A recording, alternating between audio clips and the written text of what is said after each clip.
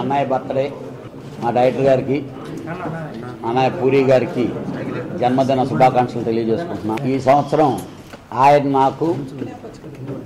నన్ను చాలా హైయెస్ట్ స్టేజ్కి ఎదగబెట్టారు.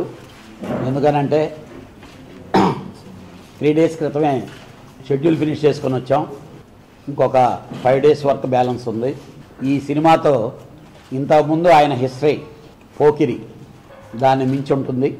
200% రెవెన్యూ కూడా దాన్ని మించే ఉంటుంది.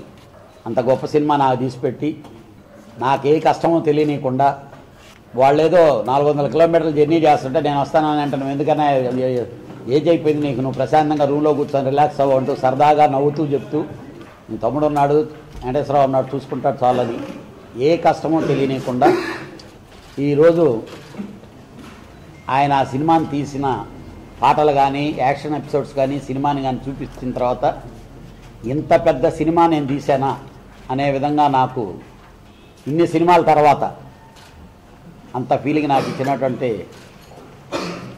అన్నయ్యకి ఏమీ నేను రుణం తీర్చుకోగలను నాకు తెలీదు.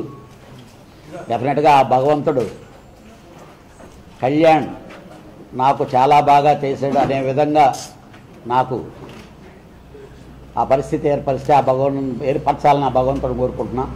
జెన్యూన్గా 4 months బ్యాక్ జ్యోతిలక్ష్మి సినిమా తీసాం. ఇదే ఇక్కడ కలుసుకున్నాం.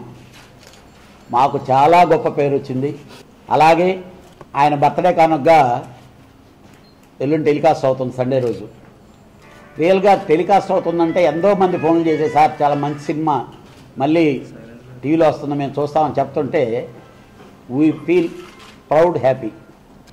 మళ్ళీ మళ్ళీ మళ్ళీ సినిమా నేను హ్యాపీగా ఎంజాయ్ చేస్తూ సినిమా తీయాలంటే పూరి అన్నయ్య కంటిన్యూస్గా నువ్వు సినిమాలు తీస్తుంటే నేను ఇంకా ఏ సినిమా చేయకుండా ఆయనతోనే జర్నీ హ్యాపీగా ఎంజాయ్ చేస్తూ డెఫినెట్గా నేనేదో ఒక గోల్తో రీచ్ అయ్యి స్టార్ట్ అయ్యాను.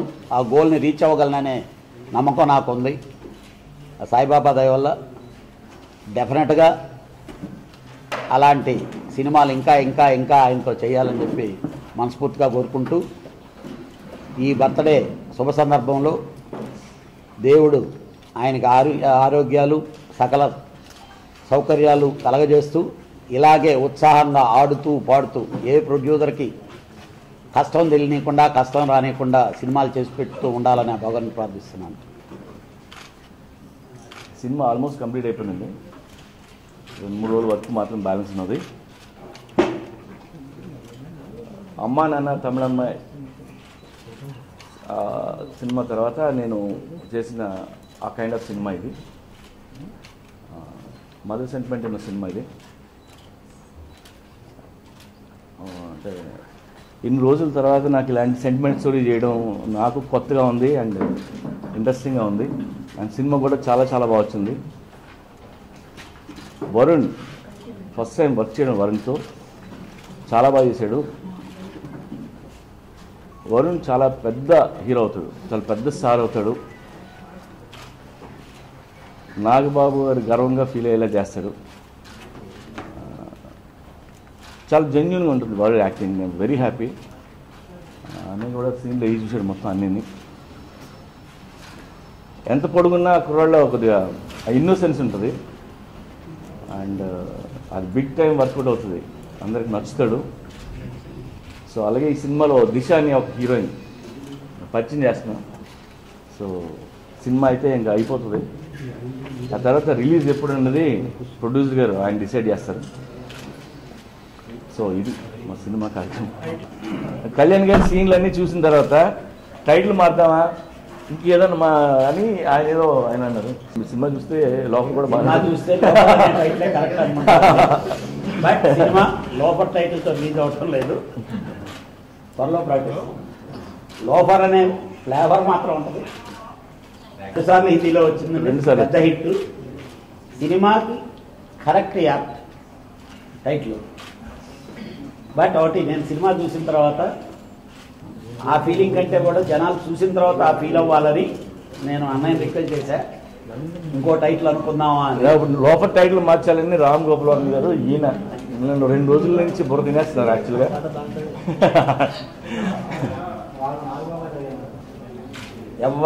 అందరూ ఎనానిమస్గా ఓకే ప్రొసీడ్ అయిందండి. సినిమా అవుట్కమ్ వచ్చిన తర్వాత మాత్రం మనస్ఫూర్తిగా వేరేది పెట్టాలనుకున్నాం. డెఫినెట్గా అది కూడా మీరందరూ చాలా బాగా యాక్సెప్ట్ చేసి చాలా బాగా పెట్టారని అంటారు. నెక్స్ట్ ప్రెస్ మీట్లో డెఫినెట్గా టైటిల్ మనం అనౌన్స్ చేద్దాం. ఆయన రామ్ గోపాల్ గారు ఇందులో సీన్లు ఏవి చూసి నాకు అమ్మ సెంటిమెంటు, చెల్లి సెంటిమెంటు, మామయ్య పెదనాన్న అంటే నాకు అసహ్యం, అలాంటి సినిమా చేయను. కానీ ఈ సినిమాలో సీన్లు ఏవి చూసినాక నాకు చాలా ఎమోషనల్ ఫీల్ అయ్యాను. నువ్వు ఎడిటింగ్ రూమ్ నుంచి బయటకు వెళ్ళాను మొన్న పంపించి, అమ్మ మీద నాకు ఒక ప్రోమో కట్ చేశారు 30 seconds. సో అది నేను చాలా పెద్ద కాంప్లిమెంట్గా ఫీల్ అవుతున్నాను. రామ్ గోపాల్ గారు అమ్మ మీద కట్ చేశారు. రావు గౌడ్ గారు మనవడితో ఇంకొక సినిమా ఉంది, ఇదేమో కొత్తకురాడు, ఇషాన్ కుర్రాడు పేరు. అది నవంబర్లో స్టార్ట్ అవుతుంది. అది తెలుగు, కన్నడ 2 భాషల్లో రిలీజ్ అవుతుంది. అది ఇంకా టైటిల్ ఇస్తుంది. అవును, మహేష్ బాబు స్క్రిప్ట్ రెడీ అవుతుంది. అలాగే అల్లు అర్జున్ గారితో ఒక స్క్రిప్ట్ రెడీ అవుతుంది. చిరంజీవి గారికి కథ చెప్పాను, ఆయనకి నచ్చలేదు. సో మళ్ళీ అది పెండింగ్ పడింది. ఆయన కథ చెప్పాను, సగం నచ్చిందని చెప్పారు. 2వ సగం చెప్పా, నేను మళ్ళీ చెప్తాను అన్నారు. 2వ సగం నచ్చలేదని నాకు చెప్పలేదు, మీడియా ముందు చెప్పారు. అది నేను చెప్తే ఏదో కరెక్షన్ చేసేవాడిని, మరి చెప్పలేదు. 15 ఏళ్ళు అయింది ఇండస్ట్రీకి వచ్చి. ప్రతిసారి ఏదో కిట్ వచ్చినప్పుడల్లా ఇండస్ట్రీ తాలూకు గ్రోత్ లేదంటే అవుట్పుట్ పెరుగుతుంటుంది.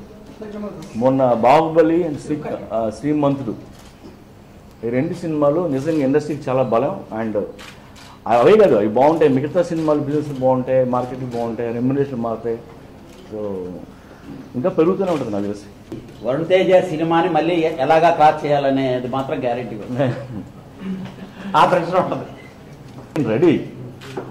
ఆయనకి ఇప్పుడు సెకండ్ హాఫ్లో ఏం నచ్చలేదు నాకు చెప్తే నేను కరెక్షన్స్ చేస్తా. నాకు చెప్పలేదు ఆయన. 2000లో నేను వచ్చాను డైరెక్టర్ అయ్యాను. 2015 ఏళ్ళు అయింది. 15 ఏళ్ళలో 30 సినిమాలు తీసుకుంటాను నేను. సో నాకు ఇప్పుడు వర్క్ చేయాలని ఉంటుంది.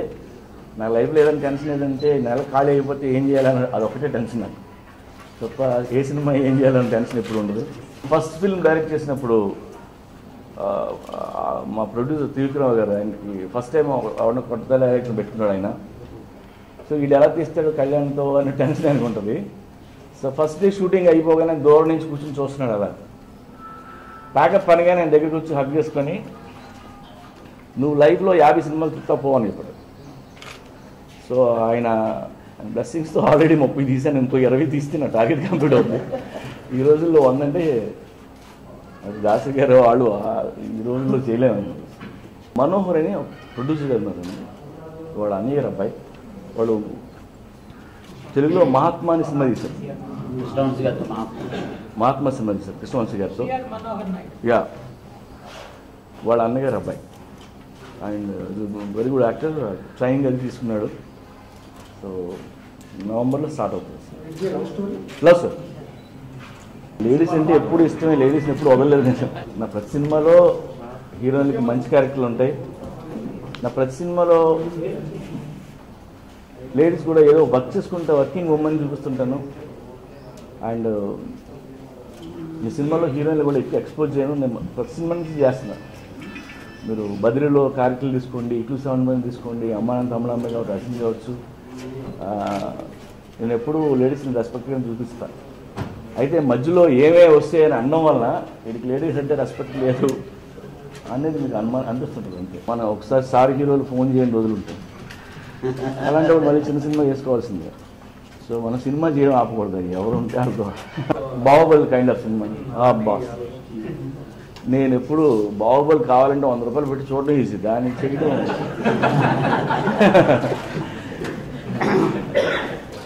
సార్. 4 ఏళ్ళు ఒక స్క్రిప్ట్ అంటే నేను నాకే 2 నెలల తర్వాత బోర్ వచ్చేస్తుంది. అది ఏ స్క్రిప్ట్ అని సార్. సో అది చూడటమే బెటర్. నెక్స్ట్ ఇయర్ ఉండొచ్చండి. మొన్నే ఏది జరుగుతుంది ఉంటే నెక్స్ట్ ఇయర్ ఉండొచ్చు. మధ్య కొద్దిగా ఇండస్ట్రీ పొజిషన్ సరిగ్గా బాగోక, శాటిలైట్ లైఫ్ అనక చిన్న సినిమాలు స్టార్ట్ చేస్తే, సో అందుకని ఆగింది. నా ఒక్కడి దగ్గర కదా, మిగతా అన్ని కండిషన్స్ బాగున్నాయి. నేను ఎప్పుడు స్క్రిప్ట్ చేస్తానంటే నాకు నెక్స్ట్ 3 స్క్రిప్ట్లు నా దగ్గర రెడీ ఉంటాయి. సో ఆ ప్రాబ్లం అయితే కాదు. 2 ఏళ్ళు స్క్రిప్ట్ చేసి ఇంకో 2 ఏళ్ళు షూటింగ్ చేస్తే మంచి చేస్తానా లేదా అని లేదు. బట్ నేను చేసే సినిమా కంటే నా స్క్రిప్ట్ కంటే 2 సంవత్సరాల టైంకి నాకు చాలా వాల్యుబుల్ అని నేను అనుకుంటాను. సో నేను అందుకని టైం వేస్ట్ చేసుకోను. నాదే కాదు, మిగతా అందరి టైం వేస్ట్ అవుతుంది కదా. పక్క మాస్ క్యారెక్టర్ సార్ డైనమిక్గా ఉంటుంది. బిజినెస్ మ్యాన్ ఆ డైలాగ్ వేరు, బట్ ఇది ఫ్యామిలీ స్టోరీ అన్నప్పుడు డైలాగులు ఇంకోలాగా ఉంటాయి. ఇప్పుడు ఎక్కడికి వెళ్తున్నా గ్యాంగ్స్టర్లు తగిలితే డైలాగులు ఒకలా ఉంటాయి, పెద్దన్న మామయ్య తగిలితే ఒకలా ఉంటాయి. వాళ్ళకి వార్నింగ్ ఇవ్వలేం కదా. సో సరే ఇంట్లో సో బట్ ఇప్పుడు చేస్తున్న సినిమా మాత్రం యాజ్ స్క్రిప్ట్ రైటర్గా నేను చాలా హ్యాపీగా ఫీల్ అయిన సినిమా. నాకు సినిమాలు చేయడం ఇష్టమే. సో ఆ టైంలో ఎవరు ఖాళీ ఉంటే వాళ్ళతో చేస్తా, పెద్ద హీరో కావచ్చు, చిన్న హీరో కావచ్చు, ఎవరు లేకపోతే కొత్త వాళ్ళతో చేస్తా. సో నేను ఆపడం ఇస్తూ ఉంటాను నాకు అంతకంటే. అలాగే ఈ సినిమా తర్వాత పెద్ద సినిమా మళ్ళీ చేయాలి, నేను ఎవరి కోసం వెయిట్ చేయడం కూడా ఇదే కథ ఇదే అంత ముందు రాసిన కథ, ఎందుకంటే ముందు రాసిన కథ ఫైనల్గా వరండి ఇంట్లో వెయిట్ చేయలేదు సార్. అన్నీ కొత్త. రేవతి గారు మదర్, పోసాని కృష్ణమూర్తి గారు ఫాదర్. పోకిరి సినిమా టైటిల్ మీకు బ్యాడ్ ఉండొచ్చు, బట్ పోలీస్ అకాడమీలో ఐపీఎస్ ఆఫీసర్లు అందరికీ ఎవ్రీ ఇయర్ ఇప్పటికీ లాస్ట్ 10 years నుంచి చూపిస్తున్నారు. సో ఈవెన్ బిజినెస్ మ్యాన్ కూడా MBA క్లాసుల్లో మోటివేషనల్ క్లాసులు వాడుతున్నారు. అని శుద్ధాల అశోక్ తేజ మదర్ సాంగ్, ఇందులో మదర్ సాంగ్ ఉంది ఈ సినిమాలో. లైక్ TS వచ్చే సాంగ్ అది కంప్లీట్ తెలంగాణలో శుద్ధాల అశోక్ తేజ రాశారు. అండ్ చాలా మంచి సాంగ్ ఇది. And Sunil Kashyap is the music director. ఏం చేయండి దొంగేదో మనం ఎవరికి టిప్పులు ఇవ్వాల్సిన అవసరం లేదు, కొటేషన్ చెప్పాల్సిన అవసరం లేదు. లైఫ్ అందరి సరదా తెచ్చేస్తుంది, అందరికీ ఎవరికైనా అర్థమైపోతుంది. ఒకవేళ మనం చెప్పినా వాళ్ళకి నచ్చదు కూడా, ఎక్కడ కూడా. అండ్ నేను ఎప్పుడు నమ్ముతాను, మనందరికీ తెలియని ఫిలాసఫీ ఏ బైబిల్లో భగవద్గీతలో కూడా ఉంటుంది. నాకు తెలుసు, అందరికీ తెలుసు, మనం పాటించం అంతే. ఇప్పుడు ఎవరన్నా ఏదైనా స్వామీజీ చెప్తుంటే మనకు తెలియదు ఏం చెప్తారా, మనకు తెలిసిందే మాట్లాడుతుంటాడు. కాకపోతే ఆవిడ మనకి ఏదో టైం ఖాళీగా ఉంటే అడితే వింటుంటాం. మా ఫాదర్ మదర్ నన్ను ఒక చిన్న నాటకం రాస్తే అది చూసి నాకు ఒక 25,000 ఇచ్చి సినిమా ఇండస్ట్రీకి వెళ్ళమని పంపించారు. అదే నేను అడగకుండా. సో నేను వాళ్ళిద్దరికీ నేను థ్యాంక్స్ చెప్తున్నాను ఈ టైంలో.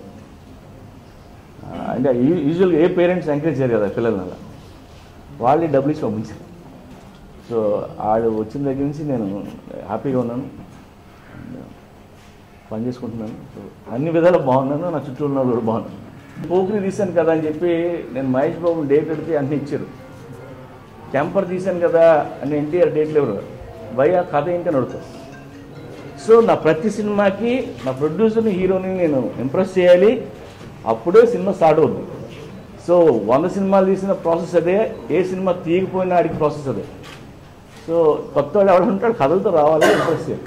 అమ్మాయి కాదు, రోజు ఒక్కొక్క అబ్బాయిలు ఎత్తి కూర్చుంటారు. యాక్చువల్గా మిడ్ నైట్ 1 or 2 తర్వాత కలిస్తే అసిస్టెంట్ డైరెక్టర్ అయిపోవచ్చేమో ఆశ ఉంటుంది.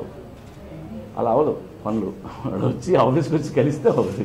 ఇట్లు సాంస్కృతికంగా స్క్రిప్ట్ ఇష్టం, అమ్మ నా తమిళమ్మ ఇష్టం నాకు. అలాగే నేనింతే ఇష్టం, బిజినెస్ మ్యాన్ ఇష్టం నాకు అదే స్క్రిప్ట్గా. అండ్ ఇప్పుడు చేస్తున్న సినిమా ఇది మళ్ళీ అమ్మ నాన్న అందరూ అడుగుతుంటారు, అమ్మ నాన్న తమిళమ్మ లాంటి సినిమా చేయలేదని. రోజు ట్విట్టర్లో కూడా చూస్తుంటాను. మళ్ళీ అలాంటి మంచి కథ రాసింది. ఓ తప్పుల వల్ల నెక్స్ట్ అలాంటి తప్పు చేయకుండా జాగ్రత్త పడుతుంటాం. మధ్యలో ఏదైనా సక్సెస్ వస్తే ఆ ముందు నేర్పిన గుణపాఠం కూడా మర్చిపోయి మళ్ళీ తప్పులు చేస్తాం. ఒళ్ళు కోవిడ్ మళ్ళీ నేను ఎన్నోసార్లు నేను కరెక్ట్ చేసుకుందాం అనుకునే కూడా నేను కరెక్ట్ చేసుకోలేకపోతున్నాను.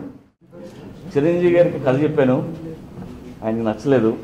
సో మళ్ళీ అది పెండింగ్ పడింది. ఆయన కథ చెప్పాను, సగం నచ్చిందని చెప్పారు, రెండో సగం చెప్పా.